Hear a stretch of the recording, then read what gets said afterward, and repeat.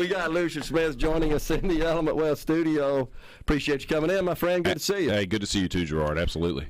Man. Glad you made it back from Milwaukee. I got to tell you, I didn't share that story yet, but just briefly, I was scheduled to depart Milwaukee after the convention 11:59 a.m., and I got a message. I turned the news on, of course, 6:30 a.m. in the morning. You see all the news about flights being delayed or canceled as a result of this software problem. And I got a message from Delta saying, arrive at the airport 3 hours early. There's been a change in your flight. So immediately I got an Uber. I went to the airport. I get there. I stood in line 4.5 hours. 4.5 hours to get my flight changed, rebooked, what have you. The app's not working. The tools aren't working. The monitors are down because they're all run by Microsoft Windows PCs, which is what was affected by this CrowdStrike update. So about 3 hours into it, meandering around through the ticket area there, which, by the way, was outside. The line was outside. Wow. Where the skycaps typically set up on the sidewalk there. Uh-huh. It was all the way outside. And I had the best conversation with two delegates, two females, two ladies, one from New Hampshire and one from Massachusetts.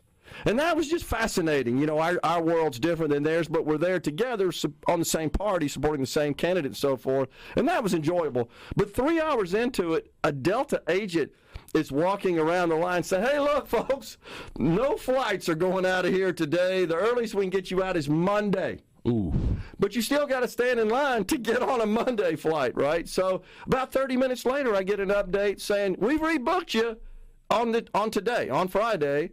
You're going to Atlanta at like 3 o'clock, and then you're going to Jackson at 8 o'clock. Of course, I get to Atlanta after all that. I get to Atlanta, and I get off the jetway there, and first thing I do is look up at the monitors, you know, on the concourse to find out, all right, where's my Jackson flight?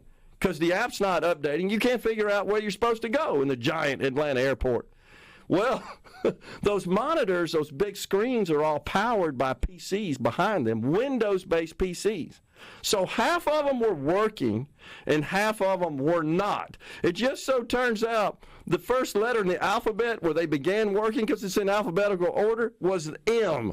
So I couldn't figure out where Jackson was going. And I'm like, okay, and it's what not do I listed do as now? Mississippi, it's listed as Jackson. Right. That's exactly right. So finally I was able to get through to the app, and it told me where to go.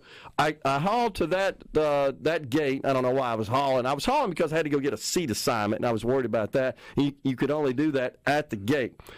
This is what shocked me. I've never seen this before. You get up the escalators there, you know, which are, of course, in the center of the concourses. You got gates on either side.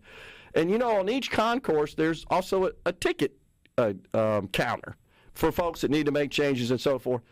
Well, I get up the escalator, land there in the middle of the concourse, and there's a line right there all the way to the ticket counter. It is 12 gates long. When I got on the airplane at 1:40 on Saturday morning, that line was still 12 gates long. I sat there for 6 hours. My wife texted me, said, well, did you get something to eat? I said, honestly, Julie, I'm afraid to go get something to eat. I'm sitting, and I will lose a seat because every single gate's full, and I don't want to stand, and I don't want to go lay on the floor like these other people are. I mean, that's a nightmare. Awful. Yeah. And then almost everybody had that experience. Yeah, and other folks that were attending the convention from Mississippi trying to all do the same deal, get on those flights. But it's I'll get into that later, but software is software, and that's kind of stuff that we encounter.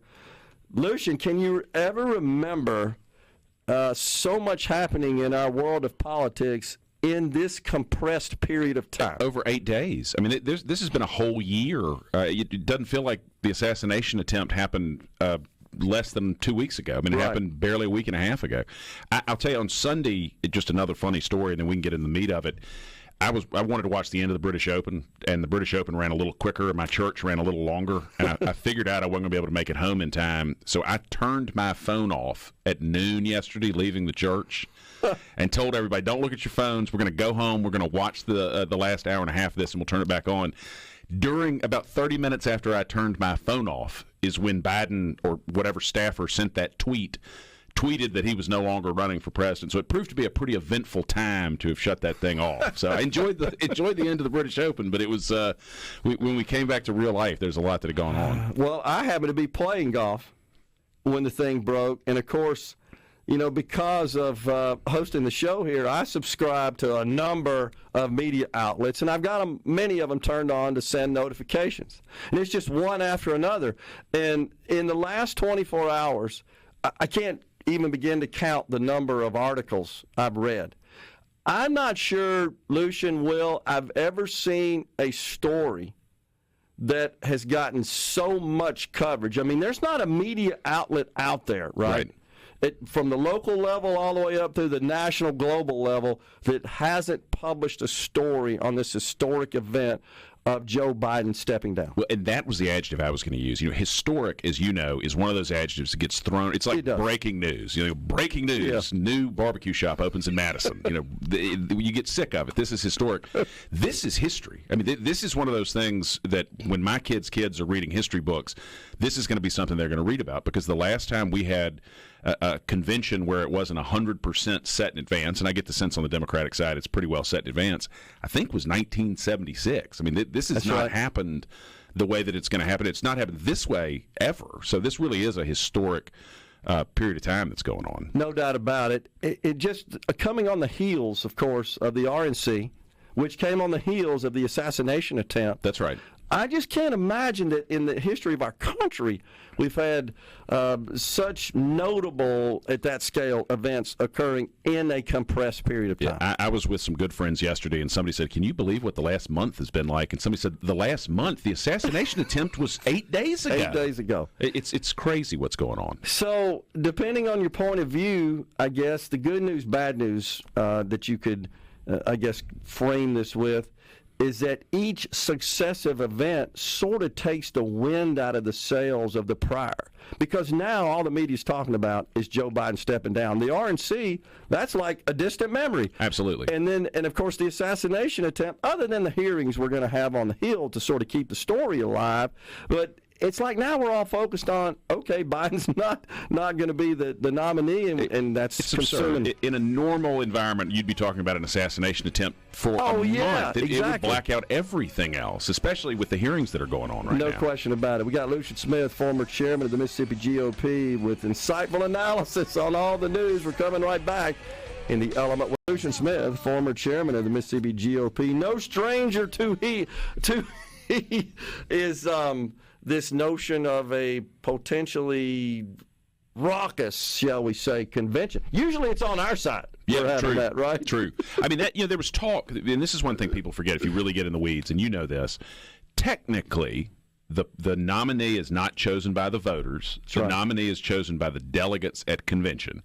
Now, the rules of both parties, and I'm more familiar with Republican rules, but the rules, at least in the Republican Party and to a lesser extent the Democratic Party, those delegates are bound. So, but back a year ago, Mississippi had to submit a plan to the RNC that comports with RNC rules where we say, based on how the votes break out in our primary, we're going to bind our delegates. And you, as a delegate, would have had to do this. You sign an agreement. Notarized. That's so that if you go up there and say, well, I said I was a Trump voter, but actually I'm for this person, the party can literally take you to court and compel you to vote the right way. And there's an RNC national rule that if you announce a vote that is contrary to your binding requirements, if the allocation rule in your state says 40 delegates are supposed to vote for Donald Trump, and you get up and say 35 delegates vote for Donald Trump and 5 are voting for fill in the blank, the secretary of the convention is obligated by the national rules to say, even though you said 35-5, Mississippi votes 40 delegates for Donald Trump. They have to honor your rules even if you choose not to. But it's going to be really interesting to see what happens in the Democratic convention, because nothing like this has happened before. We've got all these delegates who are bound to vote for Joe Biden. Obviously, he's no longer seeking the nomination. Yeah. And it'll be interesting to see, and I suspect it'll be stage managed enough that this will be taken care of. I mean, Kamala Harris is now trying to lock up the support of all these other people who have said they was calling them yesterday. Right? I think they said she made 100 calls from 100 the residents. Wearing her Howard University hoodie is the way the media described it. I did say that. I did see that, and I suspect that CNN reported that, by the way. Okay. I'm sure they reported it because her media, her comm staff and her campaign staff had figured out what would be the right image, what shows hard work, and she a link ordered to pizza Howard. and salad, by the way. Yeah, a little bit for everybody there. A little bit for everybody. She had a good American domestic beer at 6 o'clock to celebrate all her hard work, something like that. Oh, man. It just is. It's surreal, honestly. It is.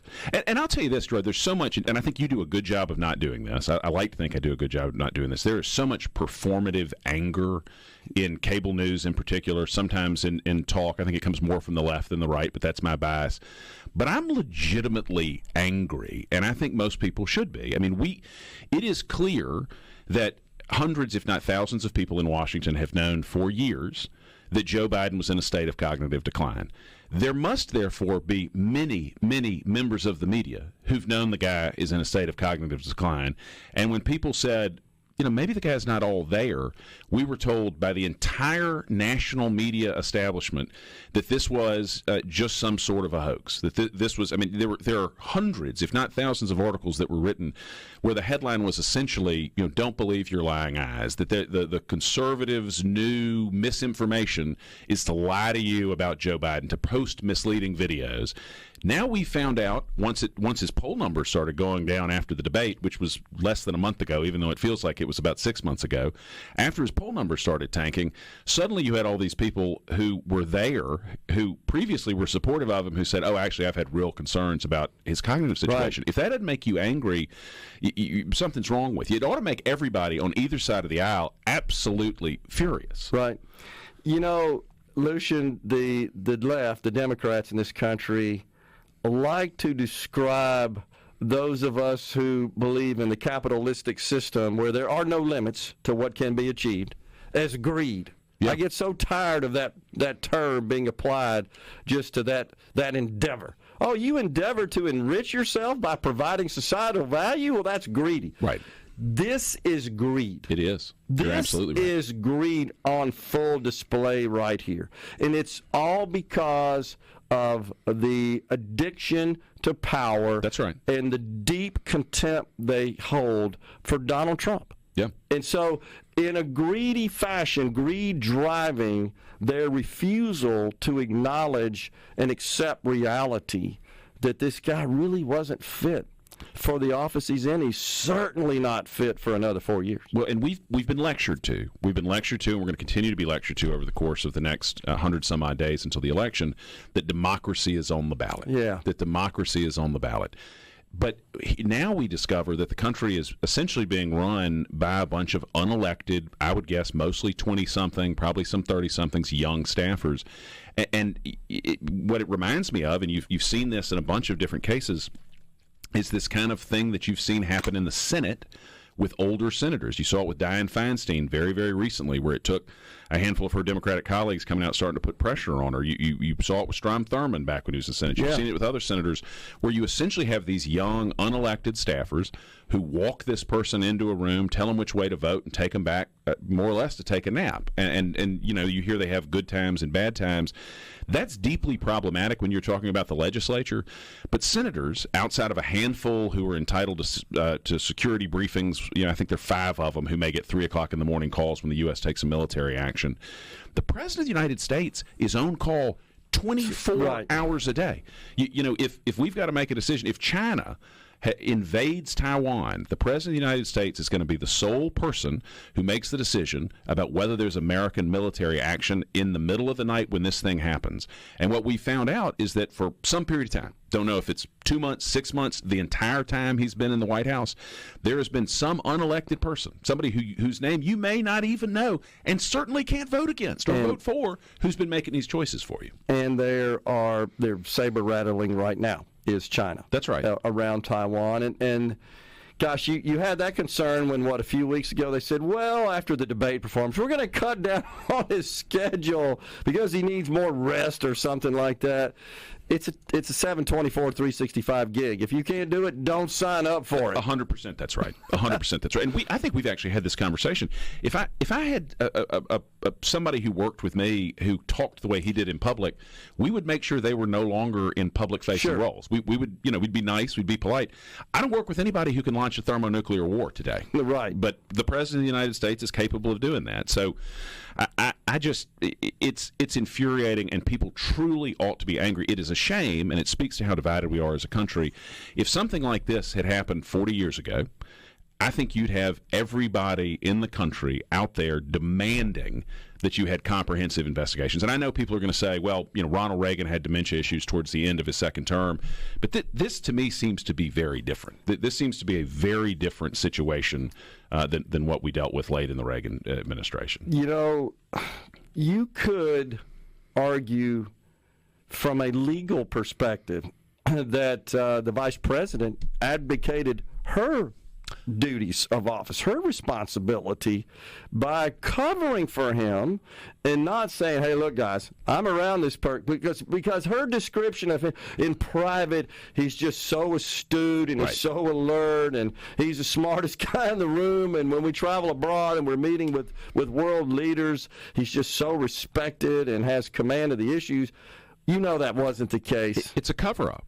Totally. It is a cover-up, and she's involved with it. And again, and this is why it's so disappointing but not surprising about the national media. I mean, the national media has leaned left my entire life. The mainstream media has been pro-Democrat my entire life. But something has shifted, and I can't pinpoint the exact moment where it's happened, where instead of being people who were truth seekers who happen to have a leftist bias, they have essentially become, and there are exceptions to this rule at the national level, but the overwhelming majority seem to be just Democratic operatives who pretend to be journalists, because they have actively engaged themselves in covering this up.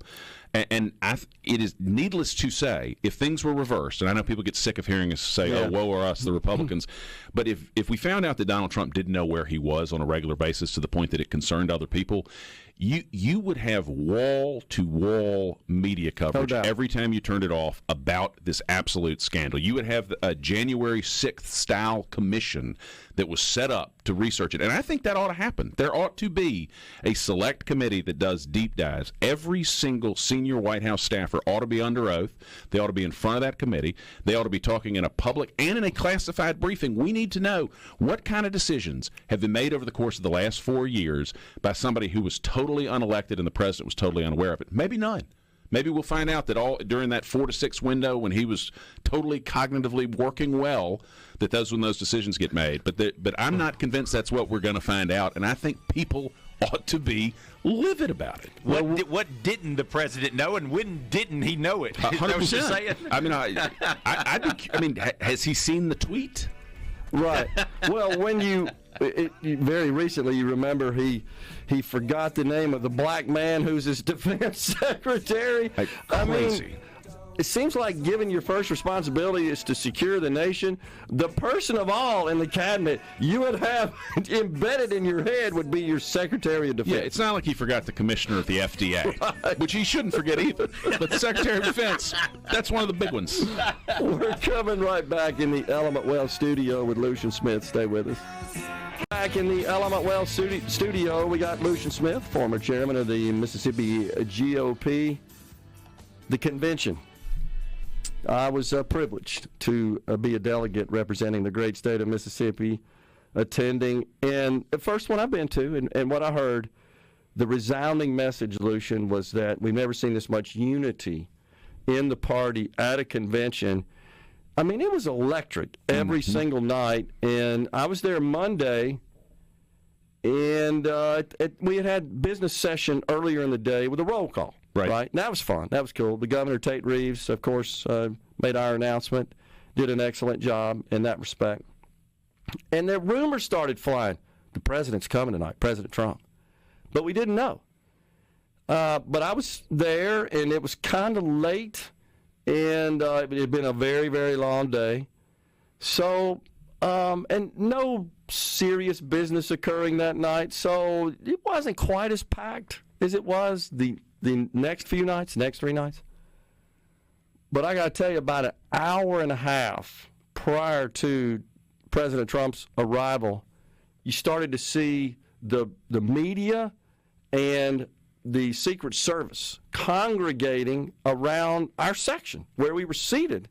It turns out right above us is where that VIP suite existed. Okay. We had the best seat in the house. I've been a dear friend of mine for a long time, but Henry Barber, who was our national committee man, ran Haley Barber's campaign in 2003, where I got to know him as a pup staffer.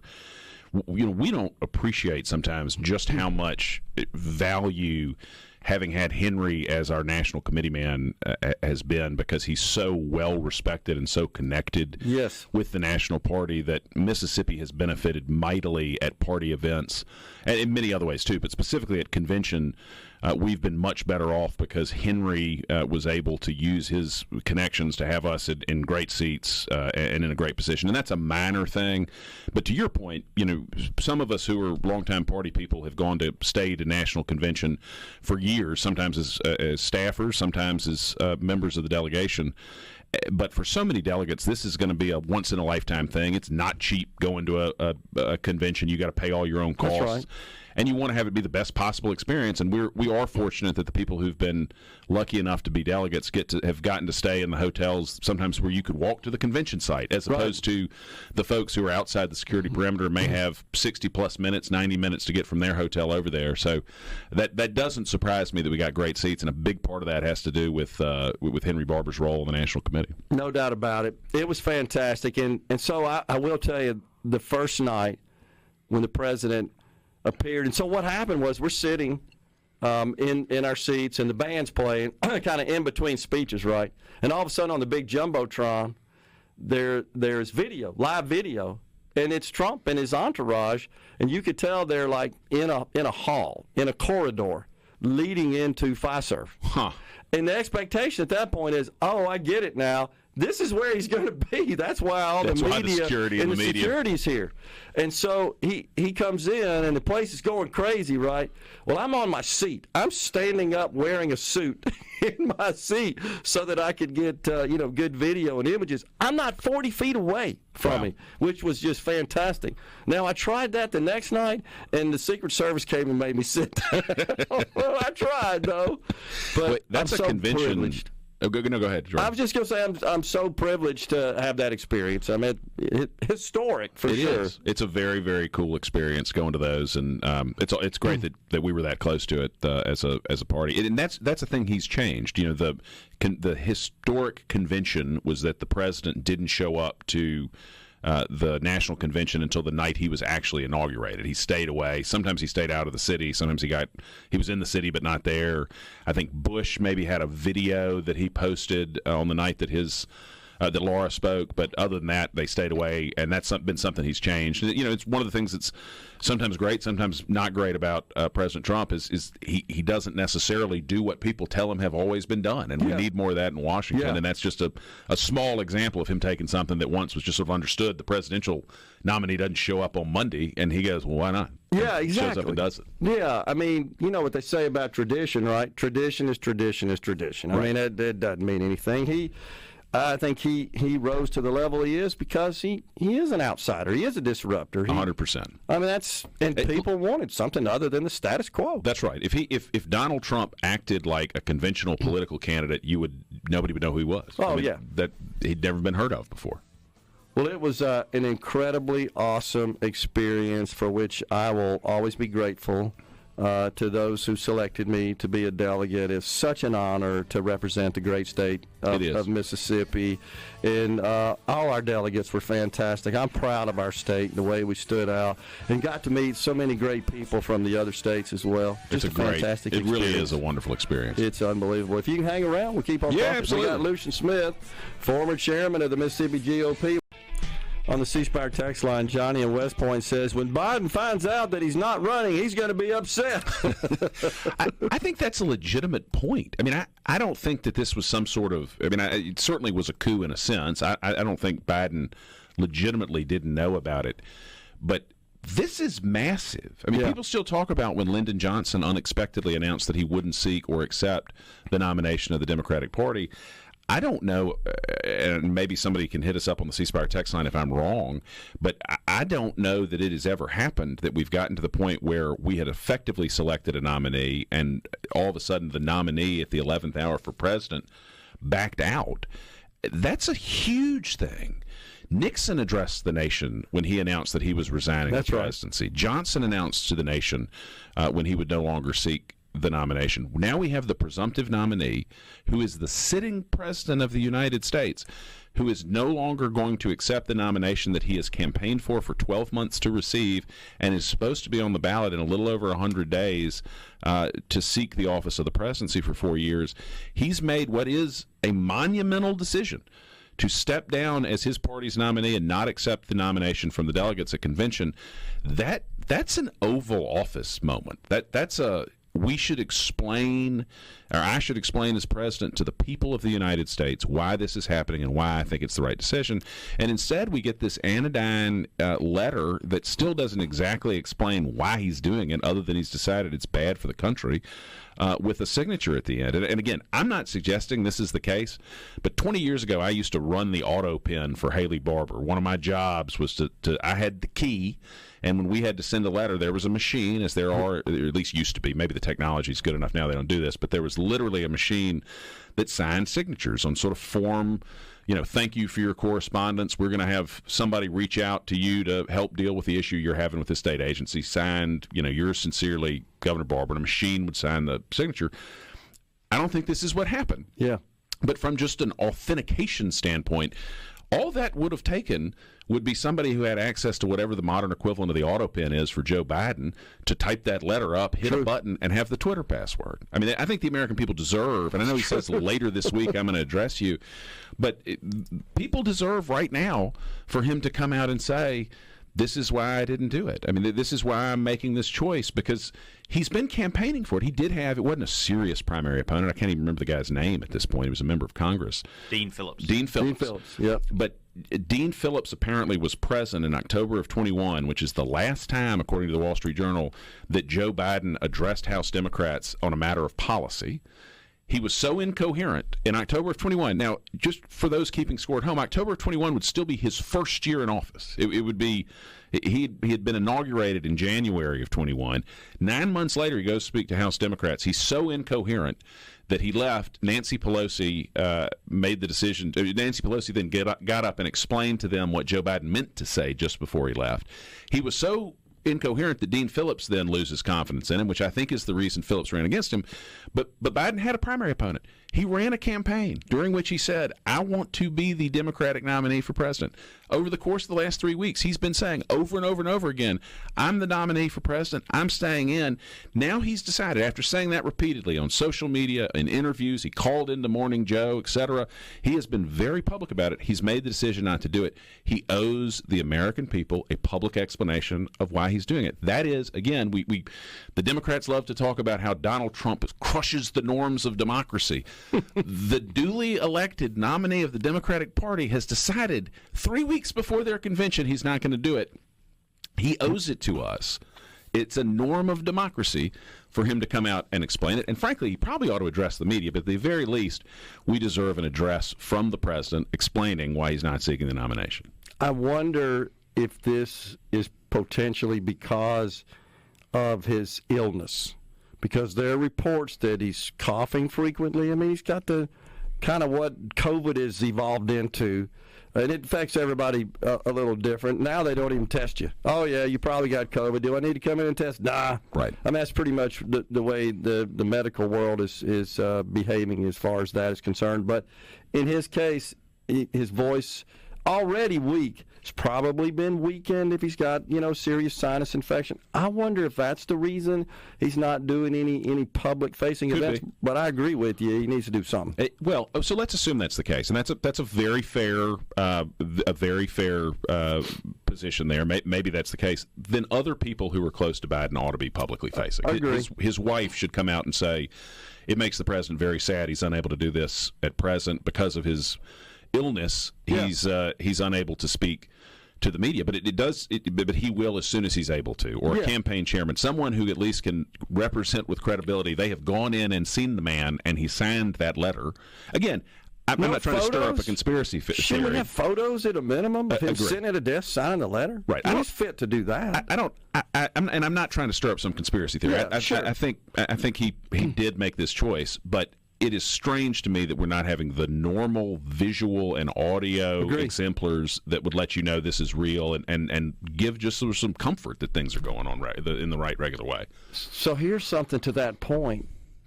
Might we expect the White House press secretary, Karine Jean-Pierre, to conduct a press briefing at some point? You would think so.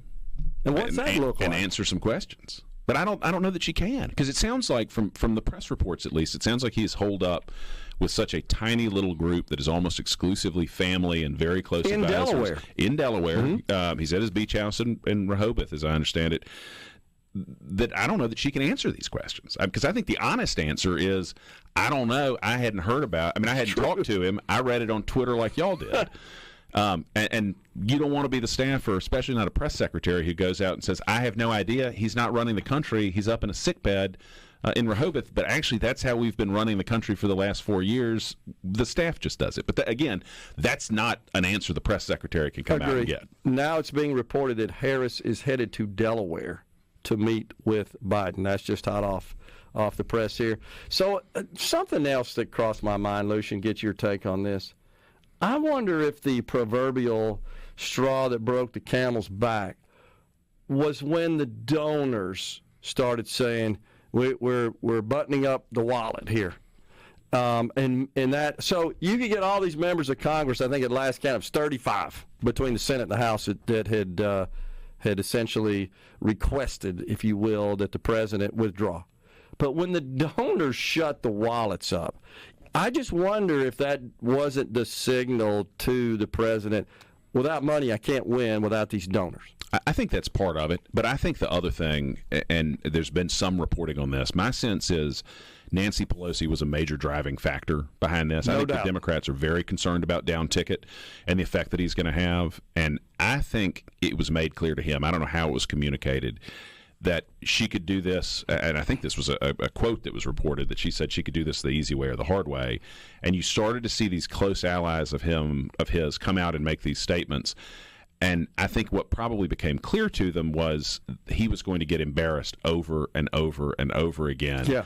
And then, and this was, again, people made these comments, and some of the media did, again, showing how they are essentially a wing of the Democratic Party, that his legacy was going to be tarnished. And so I think what was put to him by people he trusted was he could step down, and there will be a whole night at the Democratic Convention where we talk about what a patriot Joe Biden was or is, how he put his country ahead of himself, all this sort of stuff. Or after he loses the election to Donald Trump, he can be remembered as the person who held on too long and cost the Democrats the White House. And I think eventually the legacy piece, and maybe, pure speculation, a pardon for Hunter Biden, may have been the reason he ultimately made the decision that he did. Well, you're already seeing these somewhat ceremonious tributes. It sounds like an obituary, honestly, coming from the media. Absolutely. We were talking about what a patriot he is, how fantastic he is, and I think that's kind of the bargain here. Now, I think it's dishonest. I don't,